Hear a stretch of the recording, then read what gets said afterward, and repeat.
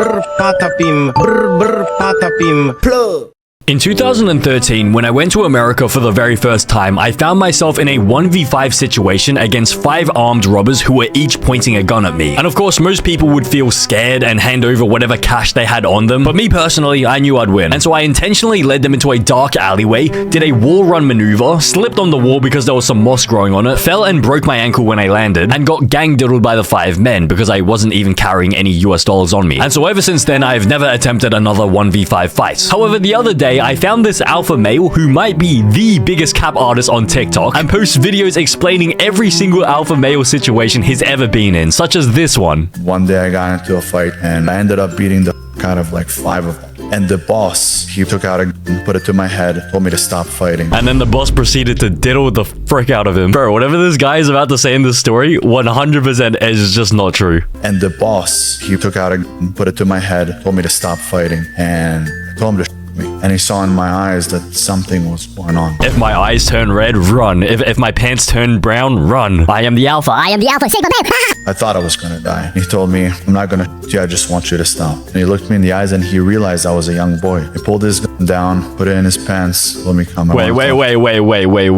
Is the gun even real? Is the gun just a metaphor? He put his gun back in his pants? Do you mean he put his dingling back in his pants? So he was in a 1v5 and then the boss pulled out a gun and put it to his head. So instead of the gun, it was he pulled out his dingling from his pants and put it to this guy's head. He pulled his gun down, put it in his pants, let me come, I want to talk to you. I said, if you want to shoot me, you can shoot me in here. You don't need to go outside. Normally, if you tell somebody, come, we're going to take a walk, somebody's coming back, not walking.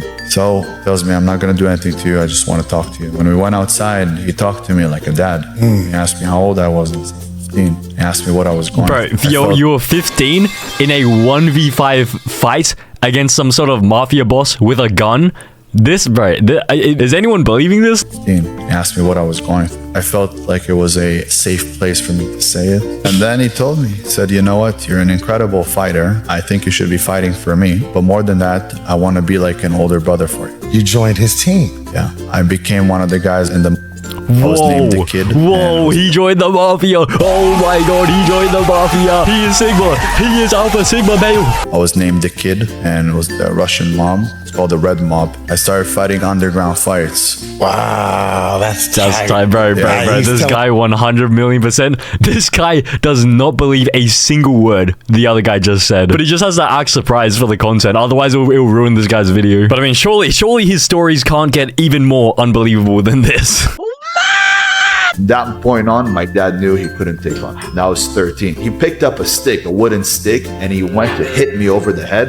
And I did this, and it broke. And then I took it out of his hand, threw it on the floor, kicked him in the leg, picked him up, and threw him on the coffee table. Coffee table broke in half. That's the beauty that we are actually superhuman. Bro, okay, 1,000,000%.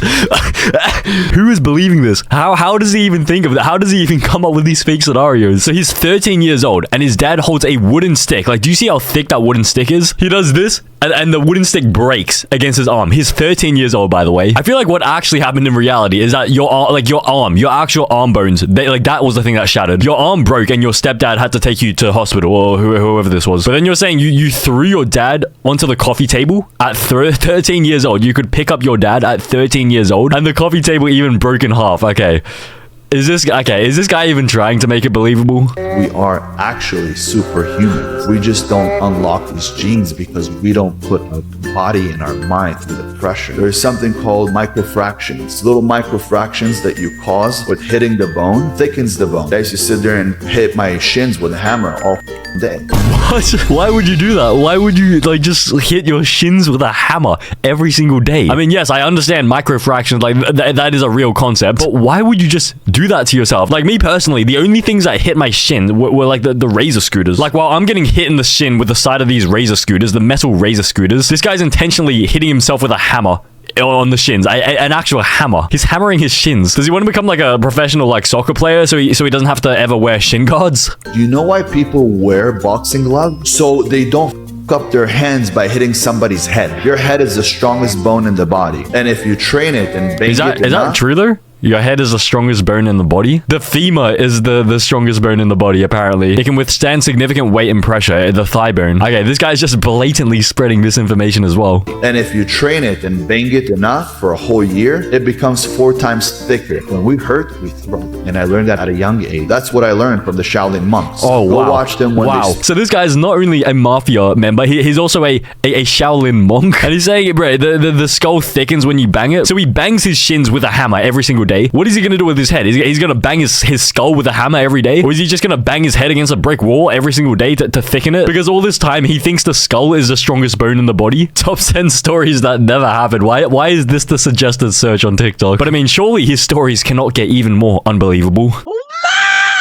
Do you know that the Shaolin monks don't ever in their life? How did you even get connected? First of all, younger, before I arrived to the US. Bro, what was that? Wait, what was that cut? And also, why is that like an important like detail? The Shaolin monks don't ever nut in their entire life. Yeah, now what am I meant to do with that information? Even he knows like it's just such a useless fact. Like, how is that relevant to like any Alpha Sigma male type beat? Is he gonna say that he has never nutted in his entire life? He somehow has kids, but he has never nutted in his entire life? When I was first of all younger, before I arrived to the US, I used to watch Bruce Lee all the time. We moved here, I didn't speak any word in English. I didn't speak one word in English. What I did find was a Chinese restaurant right across the street. Great. So whenever you find yourself in a country where you do not speak the local language, all you have to do is find some random Chinese restaurant and it'll fix all your problems. Why is he talking about the Chinese restaurant as if it was the solution to the problem of him not knowing any English when he came to the US? When I used to go there, eventually the owner fell in love with me. And he said, that kid is special. There it was about 3:30 to 4:30. Bro, the owner fell in love with you? I mean, I hate to break it to you, but you may have been a victim. You may have been a cupcake. There it was about 3:30 to 4:30. There was the time that I left school. And I would come to him. He would move all of the tables. He was still in and school? He would teach me Kung Fu. That's and so I was cool. 10 years old. 10 years old, okay. 100% you got diddled by this guy. It was different. And I loved it. From there, when I got older, I said, I really want to go and train with the Shaolin monks. Then I went out there. First of all, they don't accept you. How did you get in? You have to wait outside of the temple. When they let you in, they teach you things that are unbelievable. Wait. He said, first of all, they don't accept you. So how do you get in? You just wait outside for a few minutes and then they let you in. Bro, what do you mean they don't accept you? All you had to do was wait a few minutes. It's not like there was some sort of like ritual or like some sort of like ceremonial thing they had to do before they accept you. They literally just made you wait outside the temple for like 2 minutes before letting you in. They probably weren't even prepared. Like some of them were probably naked. They probably weren't even dressed. So that's why they made you wait outside.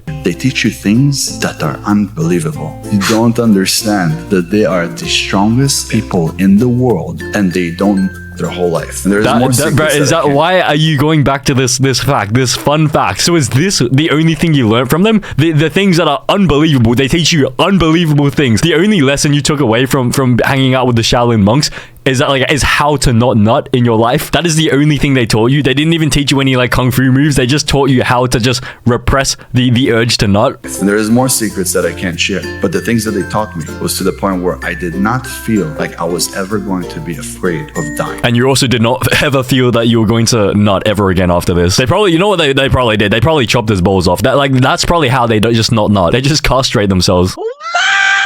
My uncles, they were working with Pablo Escobar. He trusted people. He believed that nobody was going to steal from him. So he didn't send you to send him money at the same time. There was, here it is, I'm fronting you. Don't mess with me. Don't F me because I'll F you 10 times worse. Great. So now this guy's uncle also worked with Pablo Escobar. Okay, this guy has a very connected family, a very well-connected family. Here it is. When you sell it, bring me the money. My uncle, being greedy, he kept the money and he told him that the Beverly Hills Police Department took the supply. They did a search and took everything. Pablo had people everywhere. It was only $2 million. But it was only $2 million. Only $2 million. That's pocket change. Well, what a scrap amount of money. It was only $2 million.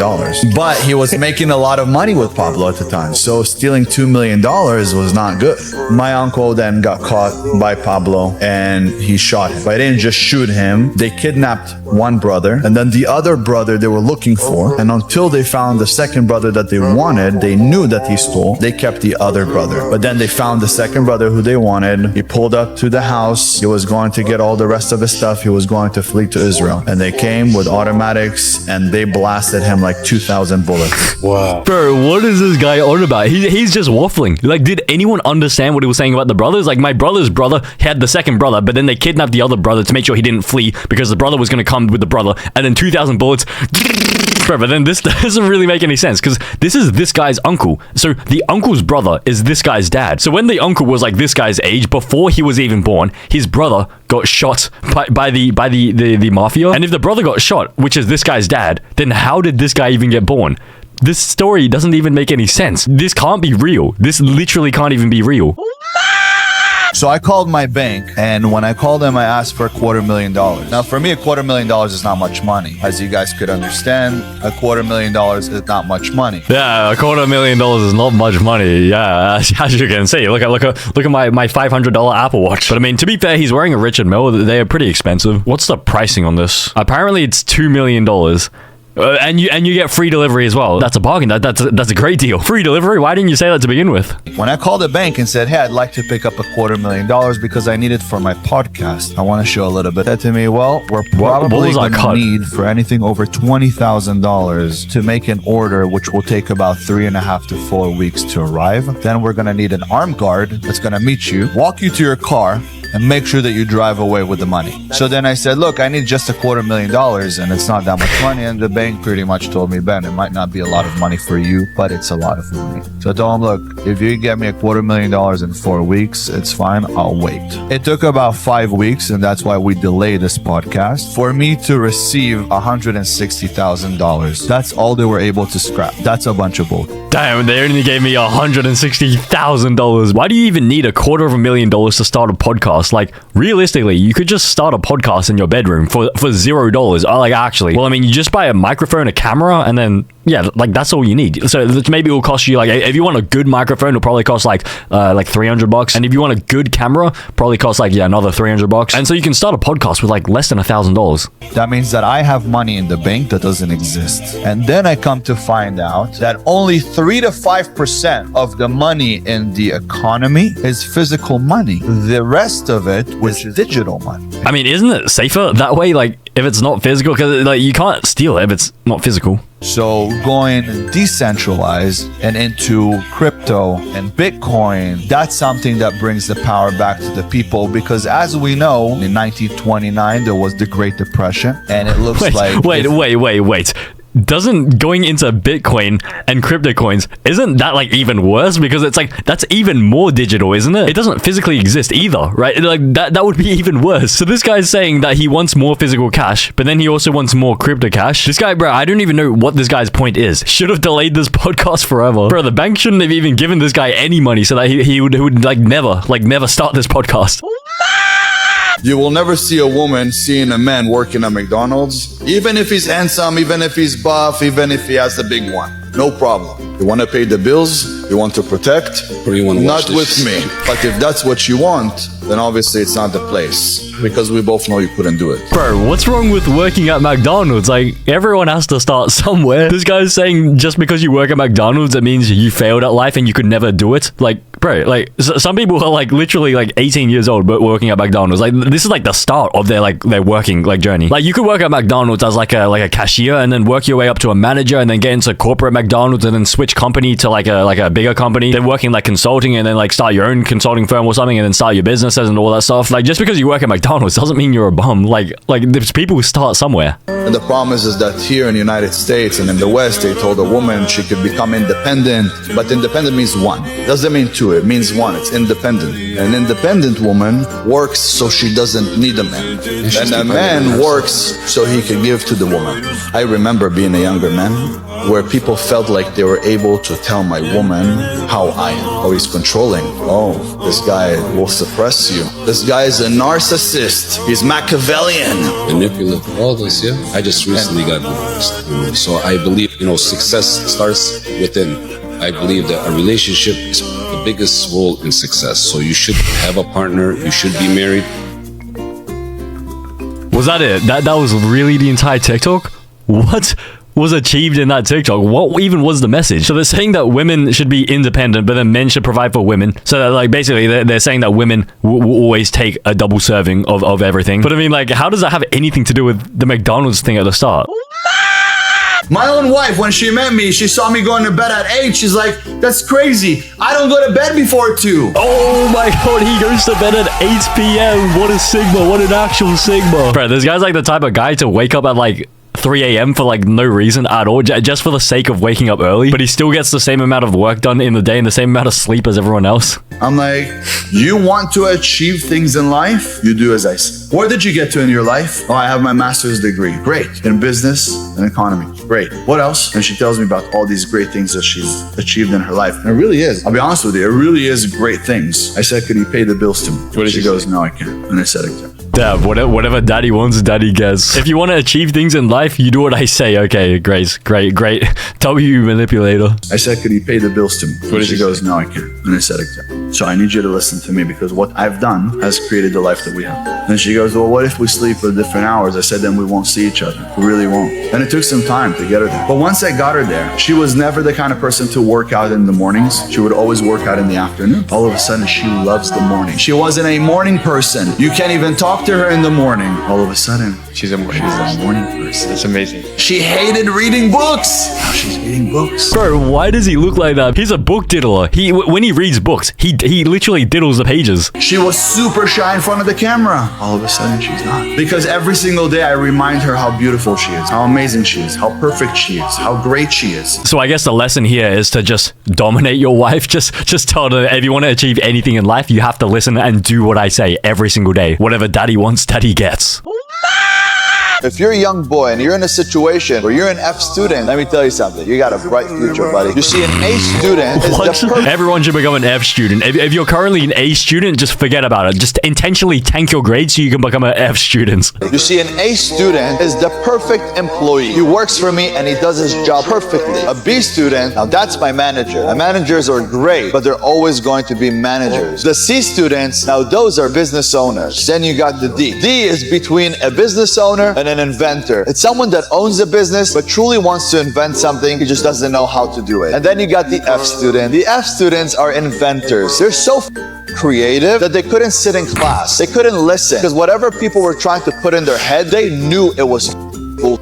They're so creative. Okay, that is a very, very polite way of telling someone that they're just like brain dead, like absolute brain damage. They are so creative that whenever they get asked a simple question on a test, like the answer that they give to that question is just not even on the curriculum. It's not even in the same topic. Like it'll be a question about like maths. It'll be like, solve this equation, x squared plus yx plus 3x equals 0. What is x? And then they'll answer with like something from like chemistry. Like they'll say it's like they'll say it's H2O.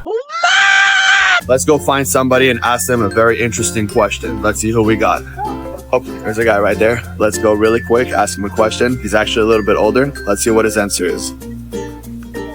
Excuse me, sir. Can I ask you a quick question? Yes. How happy are you from 1 to 10? Comme ci, comme ça. And if I gave you right now $1 billion, how happy would you be? Very happy. But what if I gave you right now the $1 billion, but I told you that tomorrow you can't wake up? Would you still take it? No. So what you're telling me is that waking up in the morning is worth much more than $1 billion. Isn't that correct? Right. So why aren't you happy? Now I am happy. Bro, that guy looks like he's being held hostage. This guy's 100% like afraid for his life. He just sees some big buff guy just come up to him with a camera asking him some random questions and is afraid that if he answers the question wrong, this guy's gonna call like his uncle mafia boss, and then the mafia guy's gonna come and shoot this guy. This guy probably isn't even answering truthfully. Like he's probably only answering the stuff that like this guy told him to say. This guy's probably holding like a script behind the camera instead of like a teleprompter. He's holding like a piece of paper with like saying exactly what he needs to say. I think we have just found the next Oscar winners, bro. This is what, bro, 100%. Does this guy think this looks natural at all? This guy looks like he's staring into the barrel of a gun that's being held like behind the camera. Your girlfriend left you? Yes! Great. A better one is coming. You lost $1 million? Yes! Guess what? There's enough space in the bank for you to earn $1 billion. You crashed your car? Yes! Wish that mother would have blown up, because anyways, I'm buying a new one. Anything bad that happens to you, just say yes, and I guarantee you're gonna feel good about it. Your father left you to get the milk and never returned? Yes! Now there's enough room for a new one. You got brutally diddled by a guy with Down syndrome when you were 9 years old? Yes! Now you can go on a podcast and tell the same story and make viral clips out of it. Your dog just died? Yes! Now I don't have to go to the butcher today.